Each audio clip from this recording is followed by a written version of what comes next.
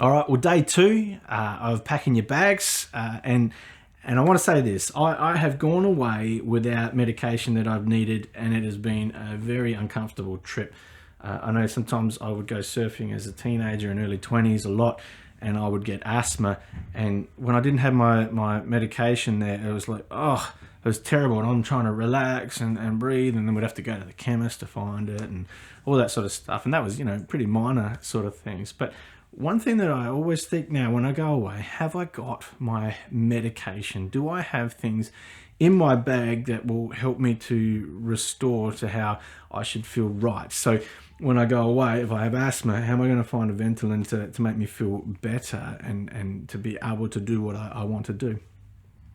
And I thought this, when I was thinking that with what we pack in our bags, medication, we need to pack medication in our bags. But have you ever gone away with someone and you haven't had medication and they've had it?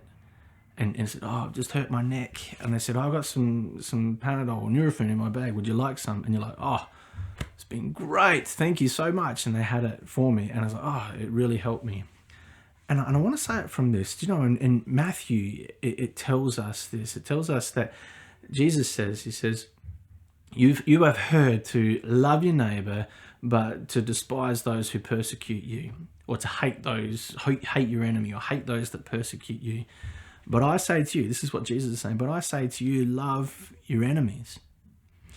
And such a hard thing to swallow, such a hard thing to go, oh, I need to do that. But I love this concept of loving your enemies from the point of view of they are hurting people. And the reason that they are having a go at you is because they're hurting and they need restoration.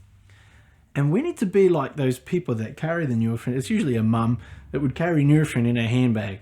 And we need to be like that when we're faced with confrontation with someone who's hurting, that we would help medicate what they need, medicate them, and cause them to be restored.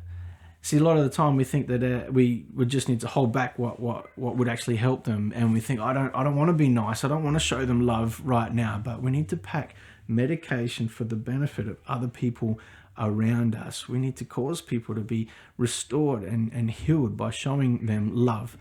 So day number 2, best way to pack your luggage: first day, mirror, and then second day, you need to put medication in your luggage for the benefit of other people.